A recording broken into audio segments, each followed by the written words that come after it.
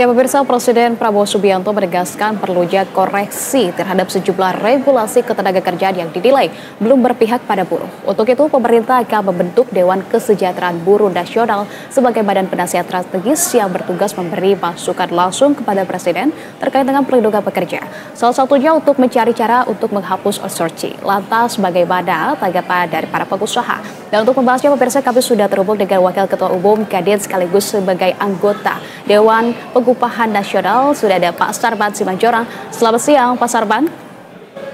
Selamat siang, Anissa. Salam sehat dan semangat selalu. Baik, salam sehat Pak Sarban. Terima kasih sudah berkenan bergabung bersama kami di Investor Market Today. Pak Sarban, ini ketika Presiden Prabowo berbicara soal mengoreksi regulasi ketenagakerjaan yang belum berpihak pada buruh, banyak pihak yang kemudian bertanya-tanya. Sinyalnya sebenarnya arahnya kemana? Ada Pak Sarban sebagai pengusaha sekaligus anggota Dewan Pengupah. Bagaimana pandangan Anda tentang pembentukan Dewan Kesejahteraan Buruh? Apakah menyambut baik untuk berdiskusi dengan pemerintah dan juga buruh? Ya, saya rasa memang kalau katakanlah Dewan Kesejahteraan Buruh Nasional ini dibentuk ya sebagai think tank Presiden untuk menyampaikan berbagai masukan, saran, pandangan menyangkut kesejahteraan buruh atau mungkin regulasi-regulasi yang tanda kutip bukan hanya menghambat kesejahteraan buruh, tapi juga menghambat investasi, menghambat dunia usaha. Menurut hemat kami ini ya sangat-sangat positif dalam hal ini. Tentu kami dari pengusaha menyambut baik, yang jelas bahwa memang pertama tupoksi daripada Dewan Kesejahteraan Buruh Nasional ini harus jelas, harus tegas, kemudian tidak katakanlah tumpang tindih atau mengambil alih tupoksi daripada kementerian-kementerian terkait. Nah, itu satu. Yang kedua, tentu memang kami dari pengusaha juga ya menunggu apakah kami nanti akan dilibatkan dan duduk bersama di sana, ataukah kami mungkin dalam prosesnya diminta masukan, saran dan pandangan. Tentu kami juga akan siap memberikan masukan. Kemudian selanjutnya adalah kalau menyangkut misalnya kesejahteraan buruh, nah tentu memang ini bukan hanya tanggung jawab pengusaha. Tentu negara juga akan hadir dalam hal ini. Karena bagaimanapun kalau negara hadir tentu akan mampu mempercepat meningkatkan kesejahteraan daripada pekerja-pekerja kita. Contoh misalnya di DKI Jakarta, walaupun UMP-nya sudah bagus, namun pemerintah daerah juga misalnya juga memberikan fasilitas-fasilitas kepada para pekerja-pekerja di Jakarta melalui misalnya kartu pekerja. Di sana itu ada keringanan transportasi, ada buka mungkin sembako, pendidikan, kesehatan, dan lain-lain. Nah, sehingga memang kami sangat berharap nantinya bahwa melalui Dewan Kesejahteraan Buruh Nasional ini bukan hanya katakanlah memperjuangkan kesejahteraan buruh, tapi juga bisa memberikan masukan-masukan juga mengenai berbagai aspirasi-aspirasi daripada pelaku usaha atau dunia usaha, karena bagaimanapun bahwa para pekerja-pekerja itu ladangnya, tempat bekerjanya adalah di pengusaha-pengusaha, sehingga apa, tidak akan mungkin katakanlah kesejahteraan buruh itu kalau semakin baik kalau kondisi pengusahanya juga tidak baik dalam hal ini. Nah, ini harus sejalan. Jadi untuk itu kami tentu mendukung penuh ide dan gagasan Bapak Presiden. Tentu kita tunggu nanti bagaimana bentuk strukturnya, bagaimana tupoksinya, dan bagaimana sinergitasnya. Yang jelas ya jangan sampai misalnya Dewan Kesejahteraan Buruh Nasional ini dijadikan menjadi alat untuk menekan pengusaha. Ya jangan juga dalam hal ini, tapi keseimbangan. Kami selalu menyampaikan bahwa antara pekerja dan juga pengusaha itu satu kesatuan tidak terpisahkan. Ibarat mobil, ban belakang, ban depan. Kalau salah satu aja ini tidak saling mendukung, itu tidak jalan. Pengusaha tanpa pekerja juga tidak jalan, pekerja tanpa pengusaha juga tidak jalan. Begitu, Anissa. Oke, baik. Ini harus seimbang begitu ya dengan kondisi perusahaan juga. Kalau Bapak melihatnya tadi seperti dua belah ban mobil, tapi kalau saya melihatnya ini kita seperti dua sisi mata uang juga begitu ya, antara pengusaha dengan buruh. Nah, kalau tadi Bapak berbicara juga terkait dengan tupoksi begitu ya, ini apakah akan sama dengan Dewan Pengupah atau seperti apa nanti tupoksinya menurut pandangan Pak Sarban sendiri? Apakah kemudian tidak akan ada ketumpang tindihan, Pak Sarban? Ya, jadi memang yang berkaitan dengan ketenagakerjaan itu strukturnya kan ada yang namanya LKS Tripartit Nasional. Itu juga terdiri dari unsur pengusaha, unsur pekerja, dan juga unsur pemerintah ada di sana. Itu juga melalui SK Presiden kalau tingkat nasional. Saya juga begitu, saya juga adalah anggota Dewan Pengupahan Nasional, itu juga SK Presiden. Dan itu juga diisi oleh perwakilan pengusaha, pekerja, dan juga pemerintah dalam hal ini. Dan tugasnya sudah jelas, seperti misalnya kalau LKS Tripartit Nasional itu kan tugasnya adalah bagaimana hubungan industrial itu selalu terjaga dengan baik. Kami, Dewan Pengupahan Nasional, tentu fokus kami kepada upah. Ya, bagaimana upah itu dipastikan naik setiap tahun, akan tetapi tentu dengan melihat kemampuan daripada dunia usaha. Kemampuan dunia usaha itu diukur dari mana? Dari inflasi dan juga pertumbuhan ekonomi. Nah, kalau misalnya menyangkut daripada Dewan Kesejahteraan Buruh Nasional ini, ya tentu kita menunggu. Makanya saya katakan tadi, apakah nanti juga pengusaha dilibatkan di sana, ataukah mungkin ini hanya difokuskan kepada para tokoh-tokoh buruh? Kita tunggu dalam hal ini. Yang jelas bahwa sejauh keberadaan lembaga ini untuk membantu Bapak Presiden, untuk membantu pemerintah, tentu juga kita akan sangat mendukung. Yang jelas saya katakan tadi, bukan hanya untuk kepentingan buruh, tapi juga Dewan ini juga kita harapkan juga bisa juga mendorong dan juga memberikan masukan mengenai hambatan-hambatan dan juga aspirasi dari pelaku usaha tempat mereka bekerja, begitu. Oke, baik. Nah, salah satu mandat dari Dewan ini adalah kan untuk mencari cara begitu untuk menghapus outsourcing, Pak Sarban. Seperti apa Bapak melihatnya? Apakah tapi seperti apa sih peran dan juga keuntungan dari sistem outsourcing itu sendiri jika kemudian nanti dihapus begitu? Apakah ini akan berdampak besar juga pada operasional usaha menurut Pak Sarban? Ya, kalau kita bicara outsourcing, memang ini perlu suatu diskusi, perlu suatu kajian dan evaluasi yang komprehensif. Apalagi kita kan akan dalam waktu dekat pembahasan mengenai rancangan undang-undang ketenagakerjaan itu akan segera. Saya rasa memang masalah outsourcing ini perlu segera juga diakomodir. Nah, untuk itu pembahasan masalah ini perlu dikaji. Karena bagaimanapun bahwa di satu sisi outsourcing ini juga merupakan kebutuhan daripada dunia usaha. Karena outsourcing ini kan ada dua. Dari sisi tenaga kerjanya atau dari sisi usahanya dalam hal ini. Kalau kita bicara katakanlah dari sisi ketenaga kerjaan, jangan sampai dengan dihapuskan outsourcing ini malah menutup berbagai kesempatan-kesempatan kerja. Karena contohnya misalnya seperti ini. Katakanlah sebuah perusahaan ya, dia membutuhkan yang namanya office boy, dia membutuhkan tenaga kebersihan, dia membutuhkan tenaga servis AC, dia membutuhkan security. Apakah ini harus dijadikan karyawan tetap? Kan nggak juga gitu loh. Ini kan perlu outsourcing karena bekerjanya juga adalah sewaktu-waktu dalam hal ini, atau mungkin tidak tetap dalam hal ini, sehingga memang ini perlu pemahaman yang sama nantinya. Nah, kalau jalan tengahnya misalnya nanti semakin dipertegas jenis-jenis usaha apa yang bisa di outsourcing, atau sektor-sektor apa, atau mungkin fungsi-fungsi apa dalam hal ini. Karena katakanlah kita lihat contoh perbankan, ya kan, yang namanya mengelola ATM, yang namanya mengambil dan mengantar uang ke sana, itu kan di outsourcing gitu loh. Nggak perlu mereka sampai harus menyediakan khusus untuk pegawai tetap, harus juga ditetapkan pengamanan untuk itu. Ini kan contoh-contoh real misalnya. Makanya saya katakan tadi bahwa masalah outsourcing ini kita harus betul-betul melakukan suatu diskusi dan kajian dan libatkan semua stakeholder. Nah, sehingga nanti kita menemukan titik temu, titik yang dimana bahwa di satu sisi ini juga untuk kepentingan bagi pencari kerja, tapi di satu sisi ini juga merupakan bagian daripada kebutuhan dunia usaha gitu. Iya, tapi justru itu Pak yang kemudian dikhawatirkan nih Pak Sarman, keresahan dari para buruh begitu ya, ini juga tidak pasti, kemudian rawan upah yang murah juga. Nah, kalau menurut Bapak ada tidak model atau jalan tengah begitu yang kemudian bisa tetap menjaga fleksibilitas usaha, tapi juga tetap memberikan kepastian bagi para pekerja? Ada tidak nantinya ruang kompromi begitu seperti memperketat pengawasan outsourcing mungkin dibanding nantinya harus alih-alih kita menghapus total begitu ya dari outsourcing tersebut?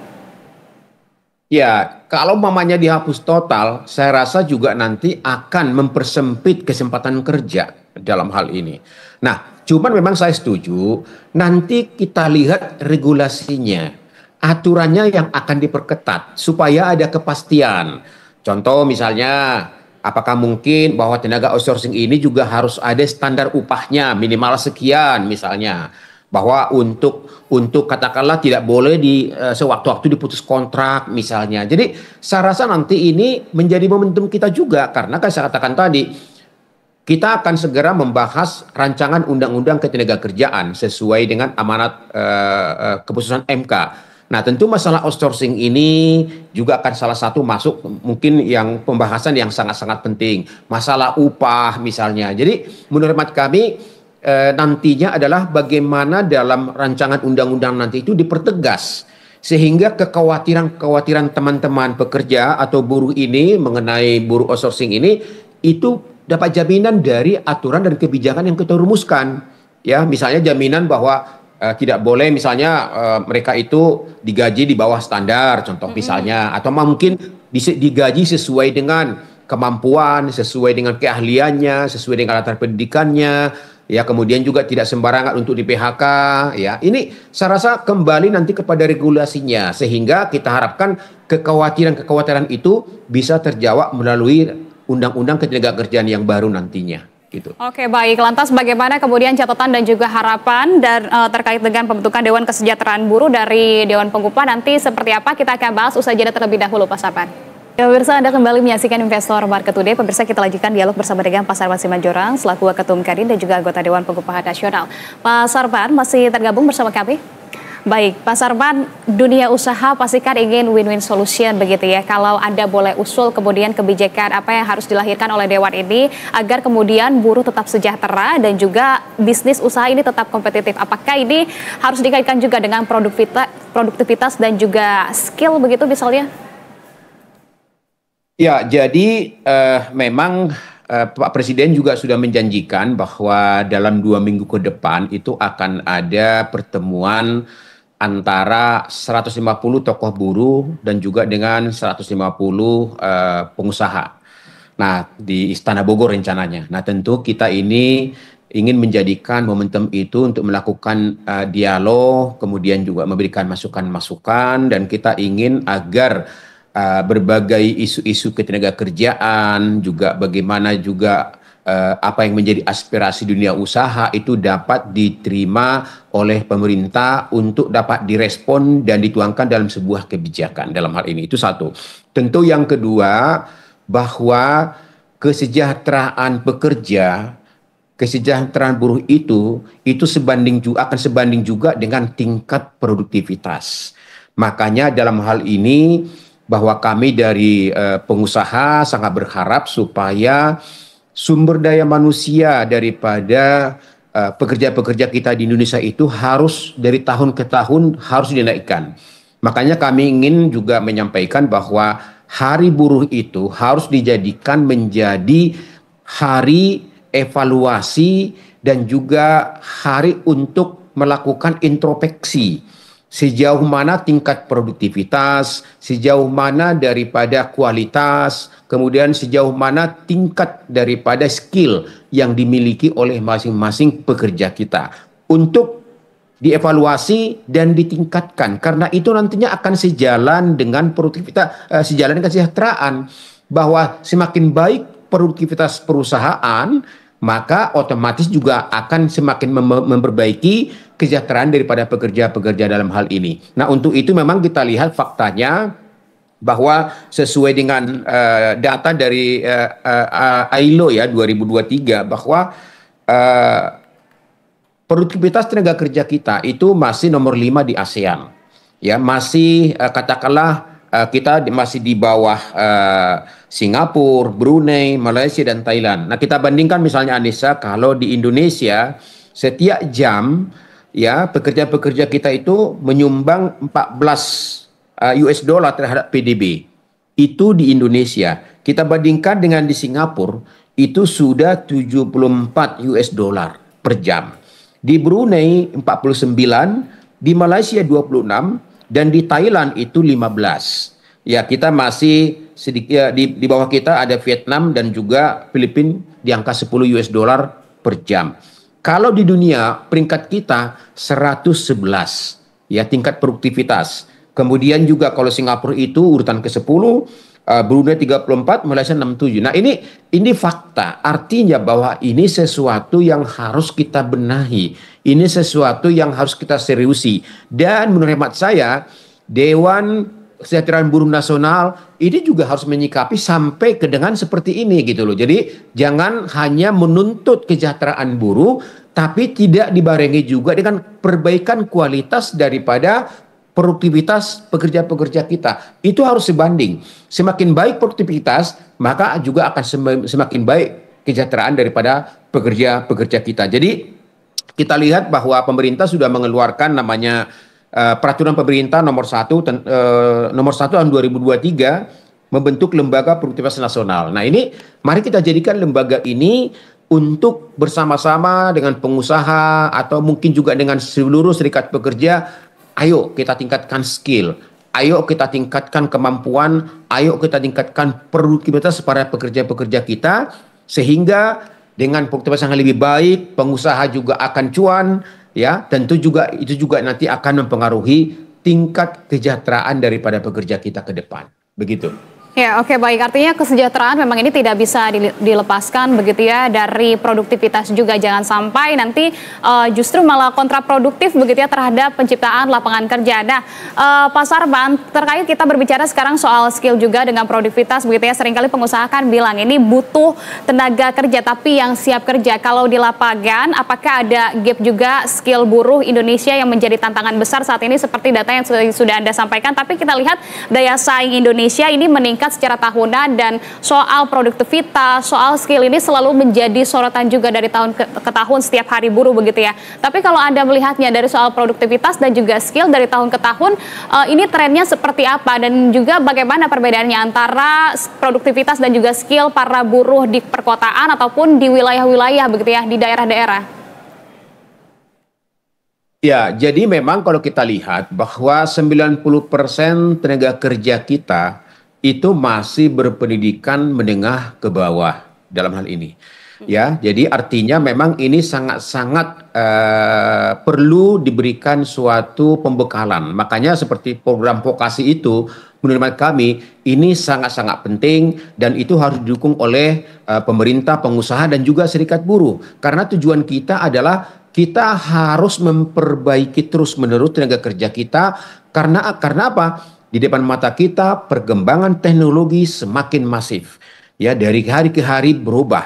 Dan nantinya tidak tertutup kemungkinan akan banyak lapangan-lapangan pekerjaan yang akan diambil alih oleh mesin apabila SDM kita juga tidak mumpuni dalam hal ini. Nah, jadi menurut hemat kami memang ke depan bagaimana pemerintah berkolaborasi dengan pengusaha, didukung juga oleh serikat pekerja karena kita ingin serikat pekerja juga harus memberikan andil gitu loh. Jadi artinya ketika mereka katakanlah menyampaikan aspirasi bagaimana supaya kesejahteraan buruh pekerja ini semakin baik, tapi juga harus melakukan introspeksi.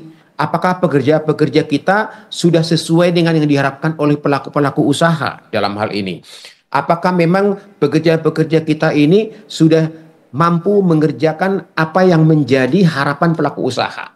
Jadi kalau hanya menuntut tapi tidak dibarengi dengan pembenahan kualitas, saya rasa juga nggak sejalan dalam hal ini. Dan itu buktinya saya katakan tadi bahwa memang fakta dan juga data yang ada kita masih peringkat kelima. Walaupun kita lihat memang perubahan-perubahan itu sudah ada, tapi dengan jumlah saya katakan tadi, jumlah daripada tenaga kerja kita yang hampir 90% berpendidikan menengah ke bawah, ini harus dilakukan besar-besaran gitu loh, program ini, sehingga nantinya betul-betul mampu juga bukan hanya mereka menjadi pekerja, tapi juga punya katakanlah kreativitas menjadi pelaku-pelaku usaha baru ke depan. Karena kita ambil contohnya ya, contohnya misalnya anak-anak muda kita yang memiliki kemampuan ya, kemampuan mengelola teknologi yang saat ini sudah canggih, mereka selama bekerja, tapi mereka juga membuka usaha-usaha, apakah itu usaha desain misalnya, usaha katakanlah membantu perusahaan-perusahaan untuk melakukan administrasi misalnya. Jadi saya rasa memang ini tugas kita bersama lah, membenahi kualitas sumber daya manusia kita sehingga daya saing, kemudian juga produktivitas ke depan kita semakin membaik. Oke, oke, baik. Artinya memang ini ada mismatch begitu ya, ada matchan antara dari sisi lapangan pekerjaan, kemudian dengan yang dibutuhkan. Ini memang tidak ada keseimbangan juga, begitu, kesinambungan. Tapi kalau menurut Pak Sarman sendiri, apa kemudian yang membuat hal ini terjadi begitu? Padahal kita sudah memiliki juga vokasi untuk link image-nya tersebut, tapi mengapa hal ini masih tetap terjadi? Di samping memang lapangan pekerjaannya ini sudah banyak sekali begitu ya, sudah tersedia, akan tetapi masih banyak di daerah kita juga masih banyak pihak-pihak ataupun buruh yang berpengangguran, Pak Sarman. Menurut Anda apa yang terjadi di negara kita? Ya, mungkin ke depan kurikulum kita ini perlu juga dilakukan suatu peninjauan kembali. Katakanlah misalnya pemerintah kan punya yang namanya SMK, kemudian juga lembaga-lembaga pelatihan kerja. Nah, ini kurikulumnya harus dilihat. Contoh misalnya begini, kami pernah menerima tamu dari Jerman. Mereka melakukan penelitian. Kenapa lulusan-lulusan SMK kita itu ketika dihadapkan ke dunia kerja mereka belum siap gitu loh. Nah, ternyata setelah dilakukan penelitian bahwa memang di kita masih lebih banyak teori daripada praktek. Di Jerman dikatakan bahwa SMK di sana itu hanya 1 tahun teorinya, hanya 1 tahun sekolah, 2 tahun mereka praktek. 2 tahun mereka wajib diterima di industri-industri besar di sana untuk melaksanakan apa yang mereka pelajari di teori tersebut. Jadi artinya setelah mereka misalnya selesai 3 tahun, mereka udah siap memasuki dunia kerja karena mereka sudah memahami. Jadi kurikulum ini harus juga mungkin ditinjau kembali bagaimana supaya para anak-anak kita ini kalau maganglah di tempat yang betul-betul sesuai jurusannya. Saya kadang-kadang mungkin Anissa juga bisa melihat ya, kalau kita di perkantoran ada anak-anak SMK magang, saya lihat hanya disuruh fotokopi, antar surat, ya, agenda surat. Padahal mungkin jurusannya jurusan mesin, jurusannya jurusan tata boga, nggak nyambung gitu loh. Jadi menurut saya ini perlu dirubah. Satu, yang kedua, teknologi atau mungkin alat-alat yang mereka pakai itu juga harus sesuai dengan teknologi terkini.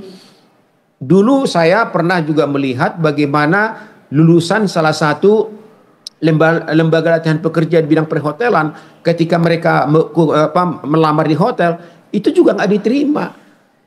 Kenapa? Karena alat-alat yang diberikan di hotel itu tidak sama dengan yang mereka pakai di lembaga pelatihan kerja. Gitu loh. Nah, jadi masalah ini juga harus dilihat juga. Jangan apa yang mereka pakai di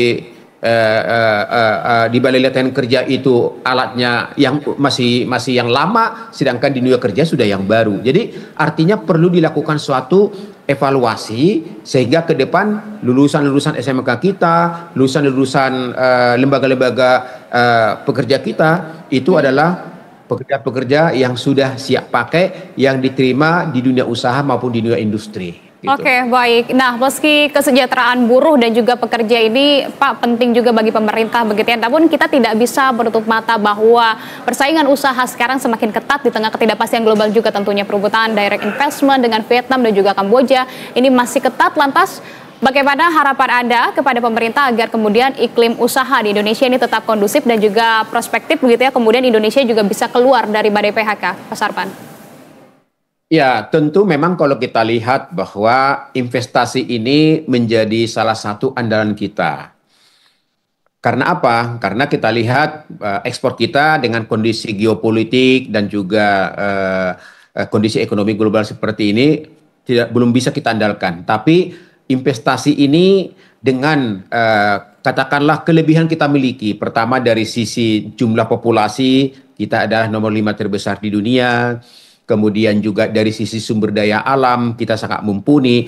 Sehingga memang daya tarik para investor ke Indonesia ini sangat tinggi.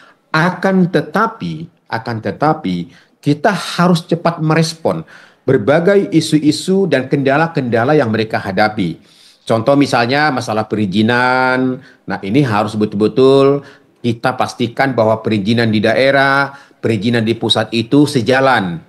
Jangan sampai misalnya sudah dapat karpet merah di pemerintah pusat, di pemerintah daerah itu masih belum pasti. Nah, ini harus diselesaikan. Masalah isu pertanahan, masalah infrastruktur, masalah energi, dan lain-lain. Terutama yang akhir-akhir ini sedang marak. Masalah gangguan premanisme misalnya. Ini harus cepat direspon. Dan kami bersyukur juga bahwa pemerintah sudah cepat merespon isu-isu masalah premanisme ini. Nah, ini sangat-sangat betul-betul sangat-sangat mengkhawatirkan kalau sampai ini berkembang di kalangan calon-calon investor. Ya, jadi dalam hal ini memang kita lihat bahwa pemerintah sudah membentuk satgas premanisme, bahkan kita lihat pemerintah daerah di Bandung, di Jawa Barat misalnya, mereka sudah memastikan bahwa seluruh sektor usaha di Jawa Barat akan bebas dari praktek-praktek premanisme. Vietnam saat ini merupakan salah satu negara yang pesaing sangat ketat kita. Dalam hal ini, berbagai kebijakan, berbagai pelayanan, berbagai kemudahan mereka lakukan untuk menarik investor. Bahkan baru-baru ini kita lihat sangat viral bahwa setiap investor yang masuk ke Vietnam itu, pemerintah memfasilitasi tanah. Mereka akan menyediakan tanah. Nah, ini kan daya tarik yang menurut hemat kami ini membantu investor.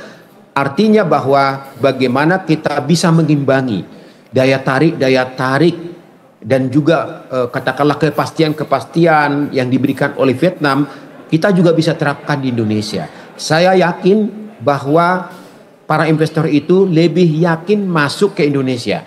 Mereka lebih punya prospek. Akan tetapi kalau kita tidak bisa mengelola dengan berbagai kemudahan-kemudahan dan jaminan-jaminan kepastian keamanan, nah tentu ini juga akan menjadi kelemahan kita. Takutnya nanti mereka akan pindah ke Vietnam dalam hal ini. Nah, kita lihat di semester pertama pencapaian target investasi kita mencapai 495 triliun kalau nggak salah ya, kuartal pertama ini. Ini merupakan hal yang positif. Ini meningkatkan optimisme kita bagaimana supaya nanti di kuartal kedua, kuartal ketiga, kuartal 4 bisa mencapai target atau mungkin melebihi daripada target di kuartal pertama ini, sehingga kita harapkan target pemerintah di angka 1.905 triliun di tahun 2025 ini bisa tercapai dan mampu menopang pertumbuhan ekonomi kita di tahun 2025 gitu. Ya, oke, tentu kami harapkan juga kebijakan tetap berimbang begitu ya, agar kemudian jangan sampai satu pihak diuntungkan dan pihak lain malah terbebani begitu ya. Pemerintah juga artinya perlu memastikan agar regulasi ini tetap fleksibel, birokrasi makin rengges agar investor tetap percaya kepada Indonesia begitu ya. Terima kasih Pak Sarman atas pandangan yang sangat komprehensifnya. Terima kasih atas waktunya. Salam sehat selalu. Selamat siang. Terima kasih Anissa. Salam sehat dan semangat selalu. Ya pemirsa, Investor Market Today masih akan kembali usai jeda, tetaplah bersama kami.